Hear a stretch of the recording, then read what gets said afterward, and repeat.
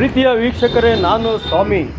ಇವತ್ತು ನಿಮಗೆ ಒಂದು ಬಹಳ ಮುಖ್ಯ ವಿಚಾರನ ತರಲೇಬೇಕು ಅಂತೇಳಿ ನಾನು ತೀರ್ಮಾನ ಮಾಡಿ ನಾನು ನಮ್ಮ ಸ್ನೇಹಿತರೊಬ್ಬರು ಈ ಸುದ್ದಿ ಮಾಡಲೇಬೇಕು ಅಂತೇಳಿ ಹೇಳಿದರು. ನೋಡಿ, ಇವತ್ತು ಸರ್ಕಾರ ವಿಶೇಷವಾಗಿ ಸಾರಿಗೆ ಸಂಸ್ಥೆ ಜನರಿಗೋಸ್ಕರ ಒಳ್ಳೆಯದಾಗಲಿ ಅಂತೇಳಿ ಒಂದು ವಿಶೇಷ ವಾಹನ ಅಂದರೆ ಅದು ಇತ್ತೀಚೆಗೆ ಅಶ್ವಮೇಧ ವಾಹನವನ್ನು ಬಿಟ್ಟಿದ್ದಾರೆ. ಆದರೆ ಅಶ್ವಮೇಧ ಅಂದರೆ ಜನ ಭಾಳ ಇಷ್ಟಪಡ್ತಾರೆ.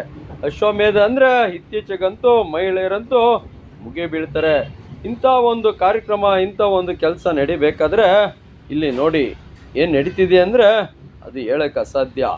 ಸಾರ್ವಜನಿಕರು ಈ ಸಂಸ್ಥೆಯ ವಾಹನವನ್ನು ಯಾವ ರೀತಿ ದುರುಪಯೋಗ ಪಡಿಸ್ಕೊತಿದ್ದಾರೆ ಅಂದರೆ ಅದು ಹೇಳೋಕ್ಕೆ ಆಗಲ್ಲ, ನಾಚಿಕೆ ಆಗ್ತದೆ. ಮಾನ ಮರ್ಯಾದೆ ಇದ್ದರೆ ಅವರು ಈ ಕೆಲಸ ಮಾಡ್ತಿರ್ಲಿಲ್ಲ. ಸಾರಿಗೆ ಸಂಸ್ಥೆ ವಾಹನವನ್ನು ನಮ್ಮ ಸಂಸ್ಥೆ ಅಂತೇಳಿ ಉಪಯೋಗಿಸ್ಕೊಬೇಕು. ಆದರೆ ಅವ್ರು ಏನು ಮಾಡ್ತಿದ್ದಾರೆ ಅಂದರೆ ನೋಡಿದ್ರೆ ನೀವೇ ಏನಂತೀರೋ, ಏನು ಮಾಡಬೇಕಂತೀರೋ ಅದು ನೀವೇ ತೀರ್ಮಾನ ಮಾಡಬೇಕು. ಪ್ರಿಯ ವೀಕ್ಷಕರೇ, ಇವತ್ತು ನೋಡಿ ಇಲ್ಲಿ ಅಣ್ಣಂದಿರು ಅಶ್ವಮೇಧ ವಾಹನವನ್ನು ಯಾವ ರೀತಿ ಕಾಲಲ್ಲಿ ಇಟ್ಕೊಂಡು ತುಳಿತಾ ಇದ್ದಾರೆ. ಇದು ಅವ್ರಿಗೆ ಮಾನ ಮರ್ಯಾದೆ ಇದ್ದಿದ್ರೆ ಕೆಲಸ ಮಾಡ್ತಿರ್ಲಿಲ್ಲ.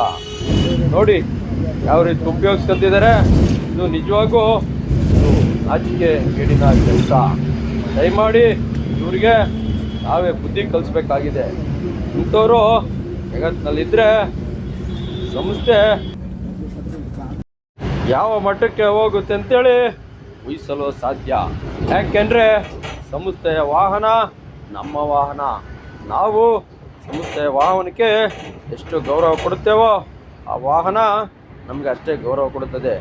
ಆದರೆ ಇಲ್ಲಿ ನಡ್ಕೊಳ್ತಾರೆ ನೋಡಿದ್ರೆ ಈ ಸಂಸ್ಥೆಯ ವಾಹನವನ್ನು ದುರುಪಯೋಗ ಮಾಡ್ತಾ ಇದ್ದಾರೆ ಅಂತೇಳಿ ನಾನಲ್ಲ, ಸಮಾಜ ಹೇಳ್ತಾ ಇದೆ.